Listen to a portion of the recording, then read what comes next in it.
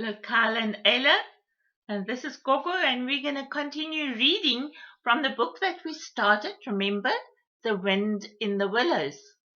And we read almost the whole of the first chapter, and you may remember it was about Mole and Water Rat. And Mole went down to the river and met the Water Rat, and they went for a picnic on a boat. And then all kinds of things happened, and the picnic basket fell in the river, and little Water Rat had to dive and fetch it. And now we're going to hear what happened to the rest of it. But before I read to you, I'm wearing an orange shirt today because in Canada it's a very special holiday. It's a holiday where we remember the Indigenous people's children. And it says every child matters. And you'll see there's a picture of an owl on my shirt. And an owl is a very important symbol for Indigenous people. These are the people who always lived in Canada for thousands and thousands of years before the English and the Ukrainians, the Polish and the Germans and the Dutch came to British Columbia and also to the whole of Canada. So it's a very special day, and that's why Grandpa and I are wearing orange shirts today, even though it's Thursday, but Gogo still has her Thursdays in black button. So let's get to the story. So this was after they rescued the picnic basket.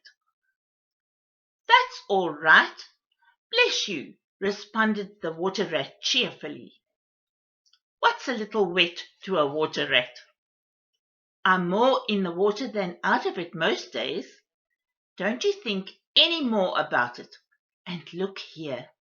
I really think you had better come and stop with me for a little while. It's very plain and rough, you know, not like Toad's house. Toad's has a beautiful big house. It's plain and rough. But you haven't seen that yet. Still, I can make you very comfortable. And I'll teach you to row and to swim, and you'll soon be as handy on the water as any of us. The mole was so touched by his kind manner of speaking that he could find no voice to answer him, and he had to brush away a tear or two with the back of his paw. But the rat kindly looked in another direction, and presently the mole's spirits revived again, and he was even able to give some straight back talk to a couple of moorhens who were sniggering to each other about his bedraggled appearance. When they got home, the rat made a bright fire in the parlour and planted the mole in an armchair in front of it. Having fetched down a dressing gown and slippers for him and told him river stories till supper time. Very thrilling stories they were too, to an earth-dwelling animal like Mole. Stories about weirs and sudden floods and leaping pike and steamers that flung hard bottles. At least bottles were very certainly flung, and from steamers, so presumably by them, and about herons. Herons are big birds. And how particularly they were whom they spoke to. How particular they were about whom they spoke to, and about adventures down drains and night fishings with the otter, or excursions far afield with badger. Supper was the most cheerful meal, but very shortly afterwards a terribly sleepy mole had to be escorted upstairs by his considerate host to the best bedroom, where he soon laid his head on the pillow and in great peace and contentment, knowing that his new-found friend, the river rat, and the river, was lapping the sill of his window. This day was only the first of many similar ones for the emancipated mole, each of them longer and fuller of interest as the ripening summer moved onward. He learned to swim and to row, and entered into the joy of running water. And with his ear to the reed stems, he caught at intervals something to what the wind went whispering so constantly. among them. So that was the end of chapter 1. And that was all about River Rat and Mole getting to know one another. And now we're going to enter into chapter 2. And that is called The Open Road. So we wonder what they're going to get up to in this next section of the story. So we continue to listen. Ratty, said the mole suddenly, one bright summer morning, if you please, I want to ask you a favour. The rat was sitting on the river bank singing a little song. He had just composed it himself, so he was very taken up with it, and would not pay proper attention to Mole or anything else. Since early morning he had been swimming in the river in company with his friends, the ducks. And when the ducks stood on their heads suddenly, as ducks will, he would dive down and tickle their necks just under where their chins would be if the ducks had chins, till they were forced to come to the surface again in a hurry, spluttering and angry and shaking their feathers at him. For it is impossible to say quite all you feel when your head is under the water. At last they implored him to go away and to attend to his own affairs and to leave them to mind theirs. So the rat went away and sat on the river bank in the sun and made up a song about them, which he called Duck's Ditty. And this is how it goes. Gogo doesn't know what the tune is, but these are the words. All along the backwater, through the rushes tall, ducks are dabbling, up tails all. Ducks' tails, drakes' tails, yellow feet a quiver, yellow bills all out of sight, busy in the river. Slushy green undergrowth where the roach swims. Here we keep our larder cool and full and dim. Every one for what he likes, we like to be, heads down, tails up, dabbling free. High in the blue above, swift swirls and call, we are down a dabbling, up tails all. I don't know that I think very much of that little song, Rat, observed the mole cautiously. He was no poet himself, and he didn't care who knew it, and he had a candid nature. Nor don't the ducks neither, replied the rat cheerfully. They say, why can't fellows be allowed to do what they like, when they like, and as they like, instead of other fellows sitting on the banks and watching them all the time, and making remarks and poetry and things about them? What nonsense is all this? That's what the ducks say. So it is, said the mole, with great heartiness. No, it isn't, cried the rat indignantly. Well, then, it isn't. It isn't, replied the mole soothingly. But what I wanted to ask you was, won't you take me to call on Mr. Toad? I've heard so much about him, and I do so want to make his acquaintance. Why, certainly, said the good-natured rat, jumping to his feet and dismissing poetry from his mind for the day. Get the boat out, and we'll paddle up there at once. It's never the wrong time to call on Toad.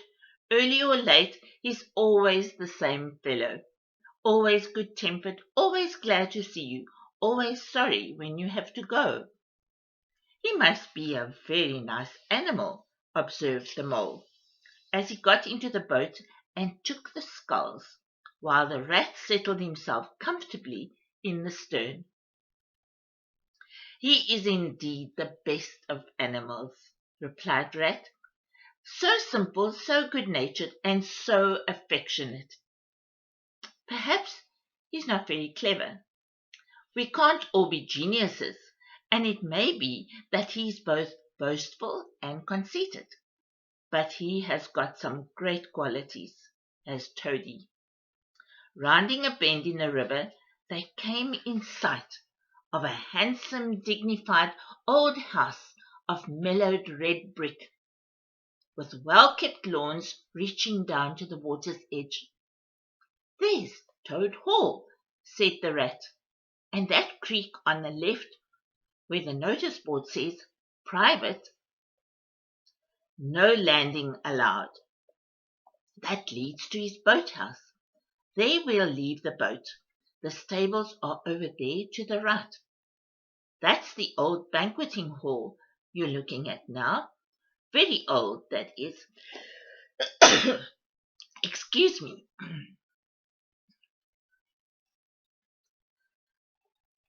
Toady. Oh, bless me. I'm so sorry. Toadie's rather rich, you know, and this is really one of the nicest houses in these parts, though we never admit as much to Toad."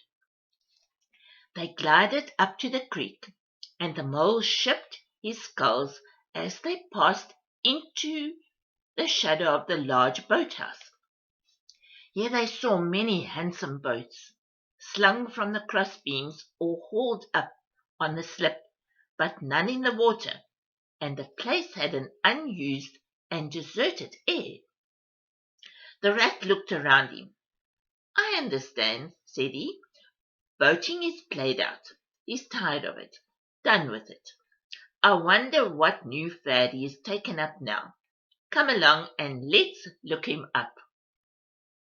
We shall hear all about it quite soon enough." They disembarked and strolled across the grey flower-decked lawns in search of Toad, whom they presently happened upon resting in a wicker garden chair with a preoccupied expression of face and a large map spread out on his knees. "Hooray!" he cried, jumping up on seeing them. "This is splendid." He shook the paws of both of them warmly, never waiting for introductions to the mole. "How kind of you," he went on, dancing around them. "I was just going to send a boat down the river for you, Ratty, with strict orders that you were to be fetched up here at once, whatever you were doing. I want you badly, both of you. Now, what will you take? Come inside and have something. You don't know how lucky it is you're turning up just now." "Let's sit quiet a bit, Toady," said the rat, throwing himself into an easy chair, while the mole took another by the side of him and made some civil remark about Toad's delightful residence. "Finest house on the whole river," cried Toad boisterously. "Or anywhere else, for that matter," he could not help adding. Here the rat nudged the mole. Unfortunately, the toad saw him do it and turned very red. There was a moment's painful silence. Then Toad burst out laughing. "All right, Ratty," he said. "It's only my way, you know. And it's not such a very bad house, is it? You know you rather like it yourself. Now look here, let's be sensible. You are the very animals I wanted. You've got to help me. It's most important." "It's about your rowing, I suppose," said the rat, with an innocent air. "You're getting on fairly well, though you splash a good bit still. With a great deal of patience and any quantity of coaching, you may—" "Oh, pooh, boating!" interrupted the toad, in great disgust. "Silly boyish amusement. I've given up that long ago. Sheer waste of time, that's what it is. It makes me downright sorry to see you fellows. You ought to know better, spending all your energies in that aimless manner. No, I've discovered the real thing, the only genuine occupation for a lifetime. I propose to devote the remainder of mine to it, and can only regret the wasted years that lie behind me, squandered in trivialities. Come with me, dear Ratty, and your amiable friend also, if he will be so good. just as far as the stable yard, and you shall see what you shall see." He led the way to the stable yard accordingly, the rat following with a most mistrustful expression. And there, drawn out of the coach-house into the open, they saw a gypsy caravan, shining with newness, painted a canary yellow, picked out with green and red wheels. "There you are!" cried the toad, straddling and expanding himself. "There's real life for you embodied in that little cart. The open road, the dusty highway, the hearth, the common, the hedgerow, the rolling downs, camps, villages, towns, cities, here today, up and off to somewhere else tomorrow. Travel, change, interest, excitement. The whole world before you, and an horizon that's always changing. And mind, this is the very finest cart of its sort that was ever built. Without any exception, come inside and look at its arrangement. Planned them all myself, I did." The mole was tremendously interested and excited, and followed him eagerly up the steps and into the interior of the caravan. The rat only snorted and thrust his hands deep into his pockets, remaining where he was. It was indeed very compact and comfortable. Little sleeping bunks, a little table that folded up against the wall, a cooking stove, lockers, bookshelves, a bird cage with a bird in it, and pots and pans, jugs and kettles of every size and variety. "All complete," said the toad triumphantly, pulling open a locker. "You see, biscuits, potted lobster, sardines, everything you can possibly want. Soda water here, baccy there, letter paper. Bacon, jams, cards, and dominoes, you'll find," he continued as they descended the steps again. "You'll find that nothing whatever has been forgotten when we make our start this afternoon." "I beg your pardon," said the rat slowly, as he chewed a straw. "But did I overhear you say something about we and start and this afternoon?" "Now, you dear good old ratty," said Toad imploringly, "don't begin talking in that stiff and sniffy sort of way, because you know you got to come. I can't possibly manage without you, so please consider it settled, and don't argue. It's the one thing I cannot stand. You surely don't mean to stick to your dull, fusty old river all your life, and just live in a hole in a bank and boat? I want to show you the world. I'm going to make an animal out of you, my boy." "I don't care," said the rat doggedly. "I'm not coming. And that's flat. And I am going to stick to my old river and live in a hole and boat, and as I've always done. And what's more, Mole's going to stick to me and do as I do. Aren't you, Mole?" "Of course I am," said the mole loyally. "I'll always stick to you, Rat, and what you may say is to be has got to be. All the same, it sounds as if it might have been, well, rather fun, you know," he added wistfully. Poor Mole, the life adventurous was so new a thing to him, and so thrilling, and this fresh aspect of it was so tempting, and he had fallen in love at first sight with the canary-coloured cart and all its little fitments. There's a picture of them in the stable yard, and you see Mole and Rat and Toad, and there's even a little horse in the stable yard. Now what's going to happen? The rat saw what was passing in his mind, and wavered. He hated disappointing people, and he was fond of Mole, and would do almost anything to oblige him. Toad was watching both of them closely. "Come along and come in and have some lunch," he said diplomatically, "and we will talk it over. We needn't decide anything in a hurry. Of course, I don't really care. I only want to give pleasure to you fellows. Live for others. That's my motto in life." During luncheon, which was excellent, of course, as everything at Toad Hall always was, the Toad simply let himself go. Disregarding the rat, he proceeded to play upon the inexperienced Mole as on a harp.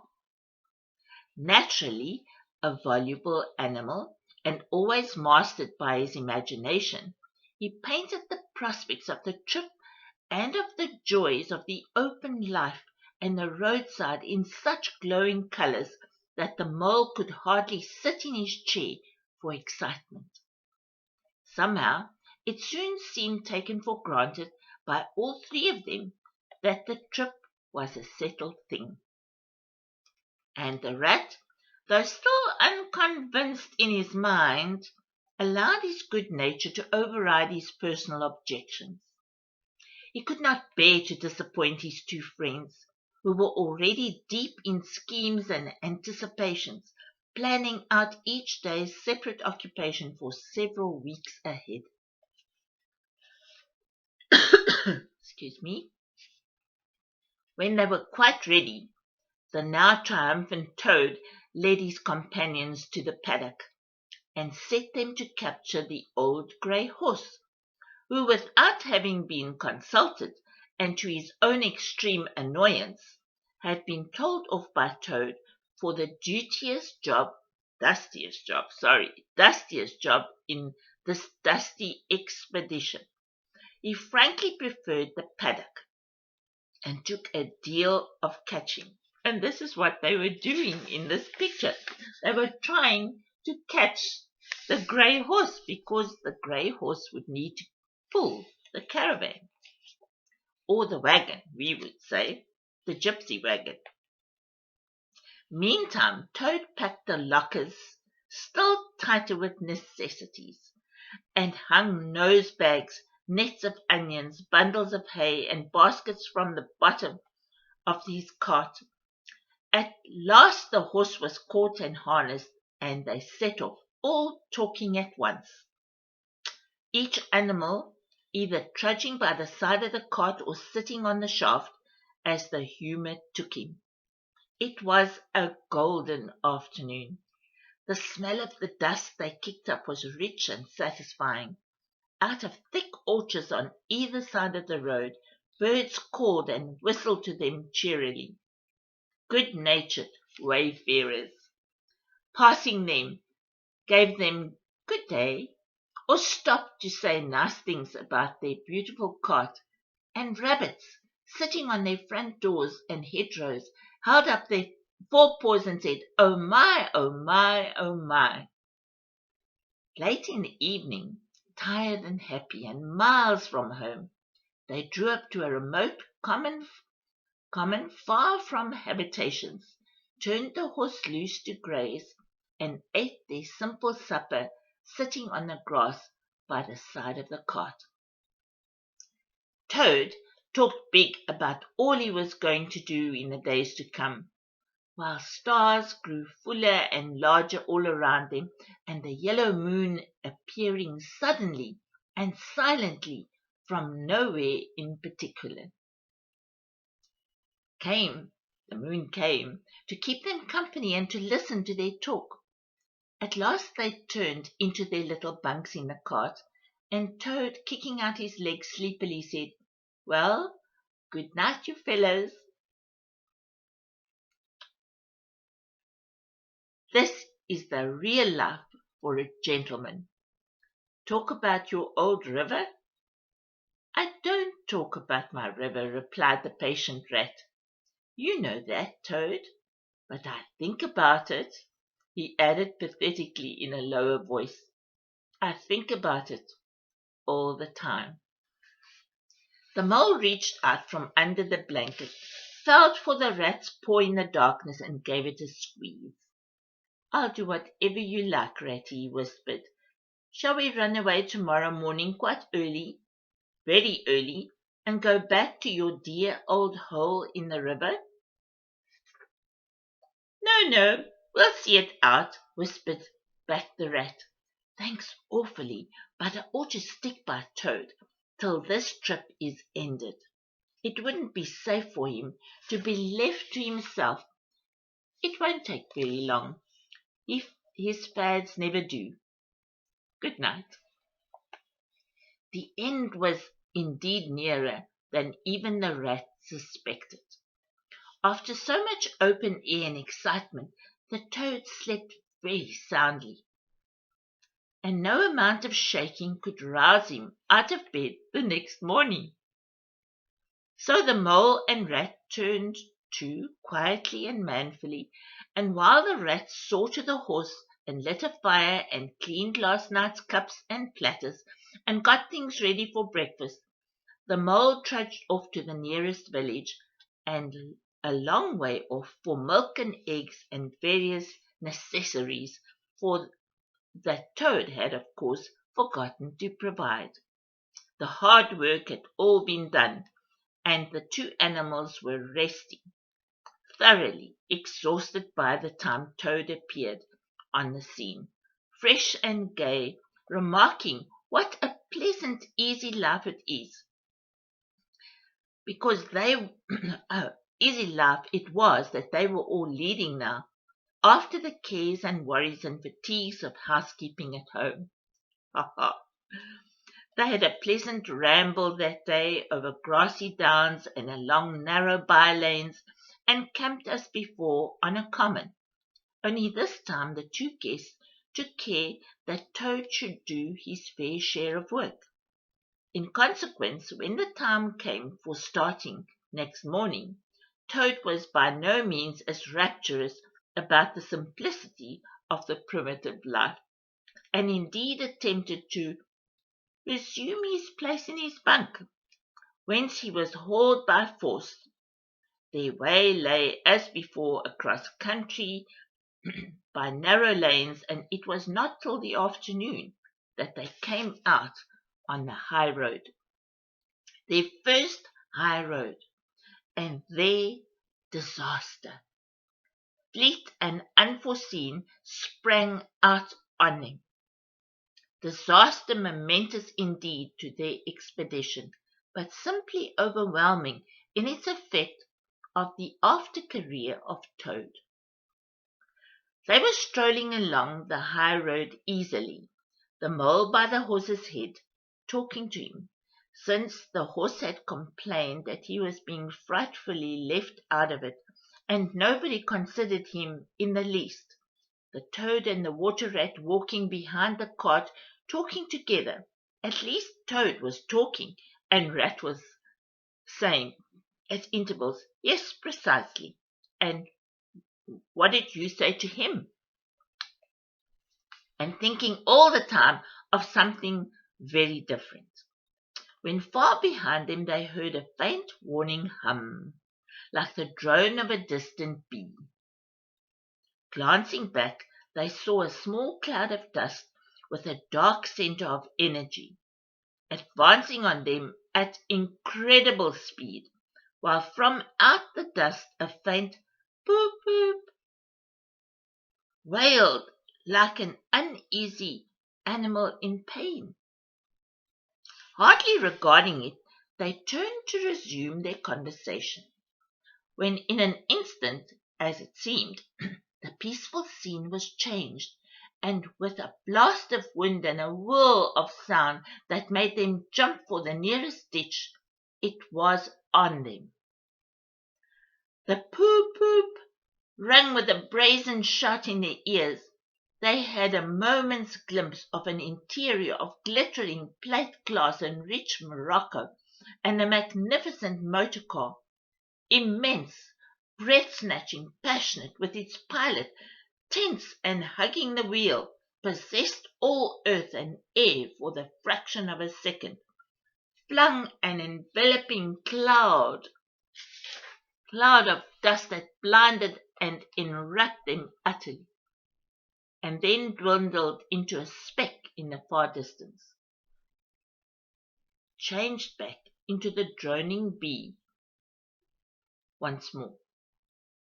The old grey horse dreaming, as he plodded along, of his quiet paddock, in a new raw situation such as this simply abandoned himself to his natural emotions, rearing, plunging, backing steadily in spite of all the mole's effort at his head and all the mole's lively language directed at his better feelings.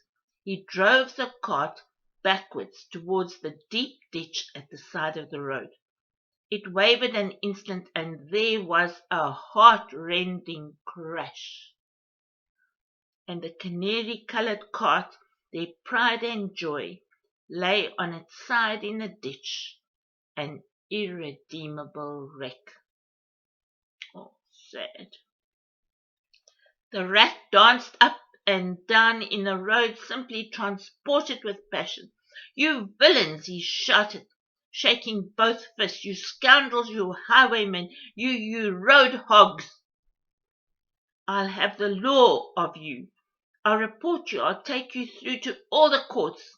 His homesickness had quite slipped away from him, and for the moment he was the skipper of the canary-coloured vessel, driven on by a shoal of reckless jockeying of rival mariners, and he was trying to recollect all the fine and biting things he used to say to masters of the steam launches when their wash, as they drove too near the bank, used to flood his parlour carpet at home.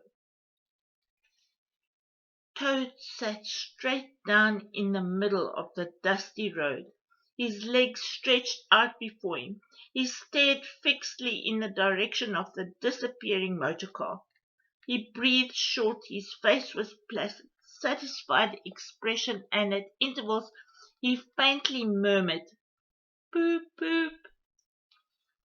The mole was busy trying to quiet the horse, which he succeeded in doing after a time.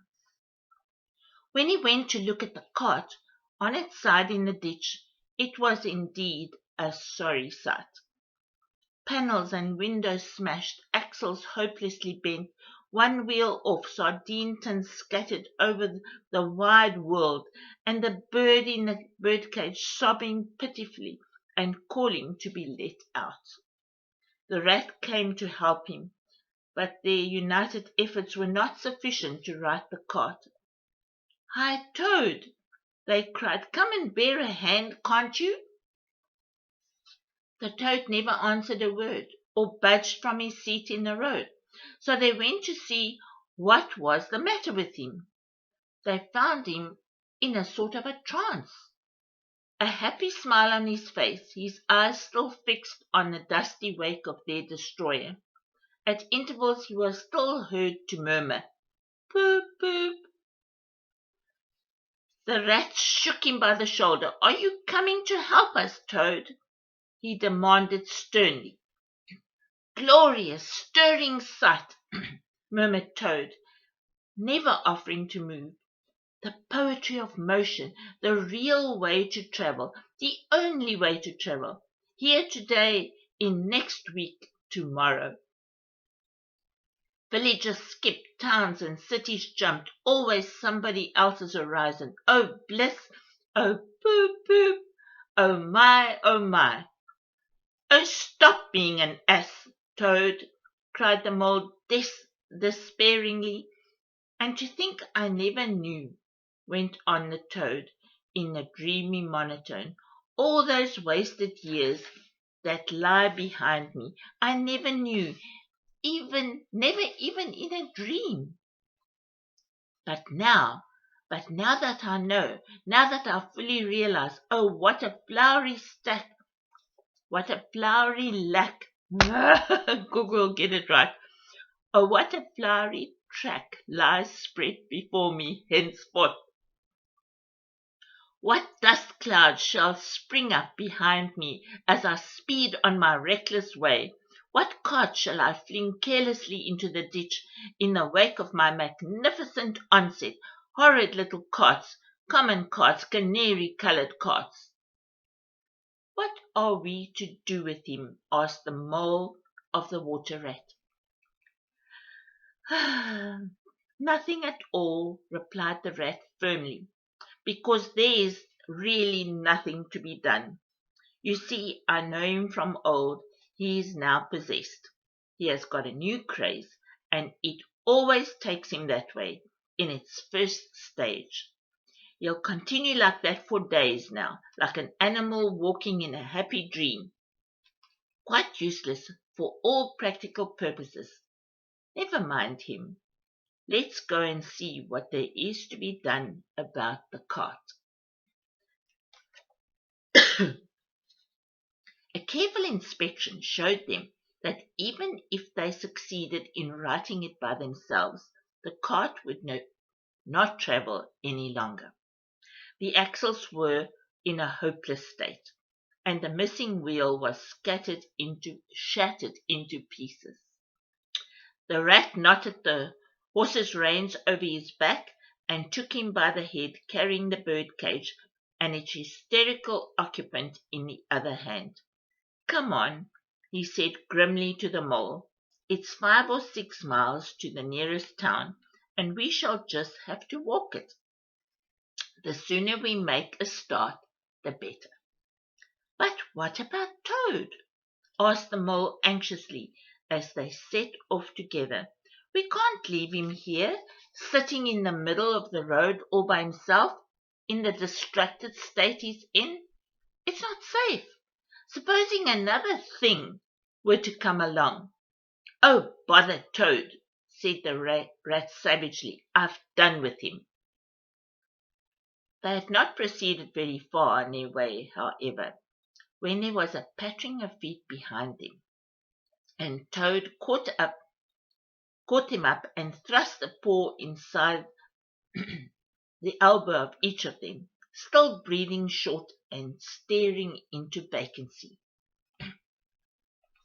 Now look here, Toad, said the rat sharply. As soon as we get into town, you'll have to go straight to the police station and see if they know anything about that motor car and who it belongs to, and lodge a complaint against it. And then you'll have to go to a blacksmith or a wheelwright and arrange for the car to be fetched and mended and put to rights. It'll take time, but it's not quite a hopeless smash. Meanwhile, the mole and I will go to an inn and find comfortable rooms where we can stay till the cart's ready, until your nerves have recovered their shock. Police station? Complaint? Murmured Toad dreamily. Me complain of that beautiful, that heavenly vision that has been vouchsafed me? Mend the cart? I've done with carts forever. I never want to see the cart, or to hear of it again. Oh, Ratty, you can't think how obliged I am to you for consenting to come on this trip. I wouldn't have gone without you, and then I might never have seen that swan, that sunbeam, that thunderbolt. I might never have heard that entrancing sound, or smelt that bewitching smell. I owe it to all of you, my best of friends. The rat turned from him in despair. You see what it is, he said to the mole, addressing him across Toad's head. It's quite hopeless. I give up. When we get to town, we'll go to the railway station, and with luck we may pick up a train there that'll get us back to the river bank tonight. And if ever you catch me going a-pleasuring with this provoking animal again, he snorted, and during the rest of that weary trudge addressed his remarks exclusively to Mole. On reaching the town, they went straight to the station and deposited Toad in the second-class waiting room, giving the porter 2d to keep a strict eye on him. They then left the horse at an inn stable and gave what directions they could about the cart and its contents. Eventually, a slow train having landed them at a station not very far from Toad Hall, they escorted the spellbound, sleepwalking Toad to his door, put him inside it, and instructed his housekeeper to feed him, undress him, and put him to bed. Then they got out their boat from the boathouse, sculled down the river home, and at the very late hour sat down to supper in their own cosy riverside parlour, to the rat's great joy and contentment. The following evening the mole, who had risen late and taken things very easy all day, was sitting on the bank fishing, when the rat, who had been looking up his friends and gossiping, came strolling along to find him. "Heard the news?" he said. "There's nothing else being talked about all along the river bank. Toad went up to town by an early train this morning, and he has ordered a large and very expensive motor car." Boop, boop. And that is the end of chapter 2. And so next time, when you get a link to watch it on YouTube again, we will be reading The Wind in the Willows chapter 3, which is called The Wild Wood. Bye-bye until next time.